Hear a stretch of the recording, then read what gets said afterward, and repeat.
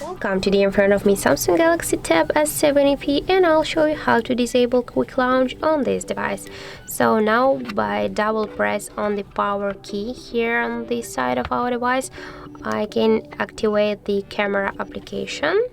And just to disable the quick launch option from the power key, we should go into the settings and then scroll down to the advanced features. Now just tap here to the side key, and here as can you see we got double press option. We can just tap here once on the switcher to disable the quick launch, and now when we'll just twice press our power key button, we just only can lock our device. So that's how it looks. That's how to disable quick launch on Samsung Galaxy Tab. And if you found this video helpful, thank you guys for watching. And if you found this video helpful, don't forget to leave a like, comment and to subscribe our channel.